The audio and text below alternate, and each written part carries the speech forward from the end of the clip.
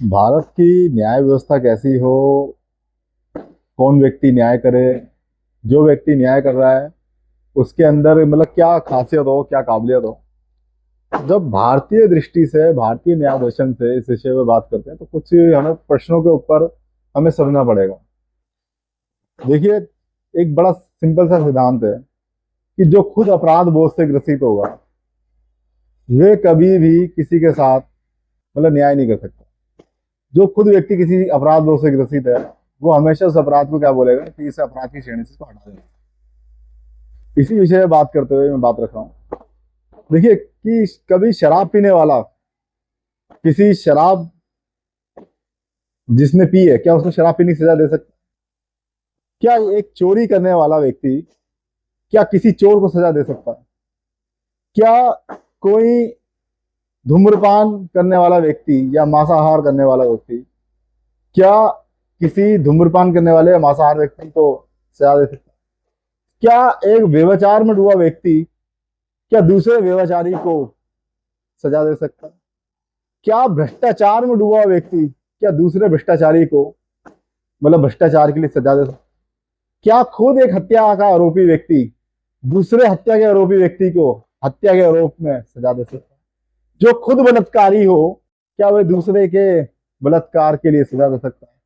जो खुद बच्चों का शोषण करता हो, क्या वो अन्य के बच्चों का जो शोषण करने वाले व्यक्ति को सजा दे सकता है? शायद इसका जवाब है नहीं। इसी को कहते हैं अपराध बोध की मानसिकता होना। समाज में क्या होता है, समाज ने अपने सामाजिक व्यवस्था को बनाए रखने के लिए कुछ नियम कायदे बनाए जिनको आज हम सामाजिक मान्यता भी कहते हैं। लेकिन आप देखिए कि अचानक से हुआ क्या कि बहुत सी सामाजिक मान्यताएं कानून बना के खत्म कर दी कि नहीं, कानून इनको मान्यता नहीं देगा। और ऐसी बहुत सी चीजें जिसको समाज कहता था कि नहीं ये समाज में होनी नहीं चाहिए, उनको कानून बना के लागू कर दिया गया। ये भारतीय सामाजिक व्यवस्था को तोड़ने का एक षड्यंत्र है।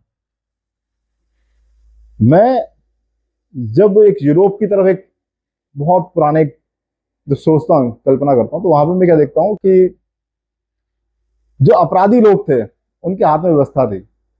तो उनके संग समस्या ये थी कि जब किसी को पता चलता कि इस व्यक्ति ने ये अपराध करा तो समाज में सर उठा के चल नहीं सकता था, वो जी नहीं सकता था। तो जो अपराधी आदमी होता है ना, वो अपराधी आदमी क्या सोचता है कि मैं समाज में सर उठा के कैसे चलूं, मैं समाज में लोगों की नजरें मिला के कैसे चलूं। अगर मेरी बातें लोगों को पता चल गई तो समाज तो मुझे धिक्कार देगा, समाज तो शायद मुझे नकार देगा। तो उसके दिमाग में एक बात होती है कि इसका एक ही तरीका है कि जैसा मैं हूं वैसा सब हो जाए, या जो मैं करता हूं उसको मान्यता मिल जाए। समाज ने कभी भी गलत चीजों को मान्यता नहीं, तो समाज उसके चाहने से उसकी गलत बातों को मान्यता नहीं देता। लेकिन वहीं दूसरी तरफ मानवाधिकार का इश्यू उठा दिया, कहीं किसी और बात का इश्यू उठा दिया, कहीं मतलब अपनी स्वेच्छा का इश्यू उठा दिया कि भाई यह तो हमारे आपसी संबंध की बात है। मतलब ऐसे इश्यू उठा के क्या करा गया, जो गलत सामाजिक मान्यताएं थी जिसको समाज ने गलत माना उसको कानूनी मान्यता दी गई। और ऐसे बहुत से काम थे जो मतलब सामाजिक रूप से गलत थे, उसको कानूनी रूप से लीगल कर दिया। मैं इसके उदाहरण देना नहीं चाहता क्योंकि बहुत बुरे उदाहरण है अगर आप इस वर्तमान व्यवस्था में देखेंगे।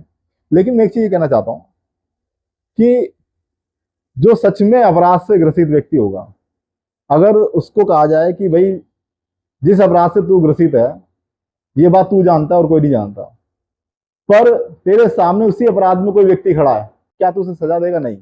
आपके अंदर से अचानक से करुणा निकल आएगी, मानवता निकल आएगी। आप कहेंगे नहीं नहीं ये तो कोई सजा ही नहीं है, मतलब ये तो कोई अपराध ही नहीं है, इसको तो खत्म कर देना चाहिए, इसको हम अपराध क्यों दें। तो इसीलिए जब न्याय दर्शन की बात होती है तो न्याय दर्शन में कहा गया कि उस व्यक्ति को न्याय दर्शन पे बिठाया जाए, उस व्यक्ति को उठाए, मतलब जिसका एक अपना चरित्र हो, जो धर्म को समझता हो, जिसने अपने जीवन में कोई अपराध ना किया हो। अगर वो इस अपराध का दोषी है तो उसके सामने उस अपराध के दोषी को प्रस्तुत ना किया जाए। ये न्याय का दर्शन है हमारे भारत का। जब गलत व्यक्ति कभी व्यवस्था में जाता है तो क्या करता है, इन सब बातों को दरकिनार करते हुए सिर्फ अपने आप को एक मान्यता मिल जाए समाज में सर उठा के जीने की, चलने की। तो आप देखिए कैसे कैसे राइट्स की मांग होती है। मतलब आप देखिए समाज ने जिस चीज को बिल्कुल मना करा कि ये चीजें गलत है, उस चीज को मानवता अधिकारों के नाम पे कानूनी मान्यता दिलाने के लिए केस डाले जाते हैं, रिट पिटिशंस फाइल होती हैं, उस पर बहस किए करते हैं बहुत सारे लोग, और बहुत सारे लोगों को डिसीजन लेना होता है कि नहीं नहीं इसको तो लीगल कर देना चाहिए क्योंकि ये काम तो सब करते हैं, ये तो नेचुरल है, ये तो लोगों की अपनी इच्छा से होने वाला काम है। मैं आपसे पूछना चाहता हूँ कि आप सामाजिक व्यवस्था के तोड़कर, सामाजिक व्यवस्था को गलत बोल के कानूनी रूप से मान्यता देके आपने आखिर किन लोगों का साथ दिया जो खुद गलत थे? तो ऐसे लोगों का साथ देना जो खुद गलत थे, आप एक सिस्टम को खराब करने की काम कर रहे हैं। मैं इसलिए कहना चाहता हूँ कि कानून बना देने से ही कोई गलत बात सही नहीं हो जाती और कोई सही बात गलत नहीं हो जाती। तो जिन लोगों के हाथ में न्याय का दर्शन है, न्याय की दृष्टि है, या भारतीय दर्शन से जो देख रहे हैं, सोच रहे हैं, समझ रहे हैं, उनके ऊपर एक सवालिया निशान आता है कि आप अपने अंदर मन में झांकिए कि आपकी ऐसी कौन सी विडंबना है कि आप इन सब गलत मान्यता को, जिसने समाज ने गलत माना, आप उसको कानूनी मान्यता देने की बात कर रहे हैं। या जिस चीज को समाज कहता है कि इसे कानूनी मान्यता दो, आप कहते हो कि नहीं हम कानूनी मान्यता नहीं, ऐसा आखिर क्यों? इस पर चर्चा होनी चाहिए। बस इसे खत्म करते हैं जी, ज्यादा लंबा नहीं लेंगे।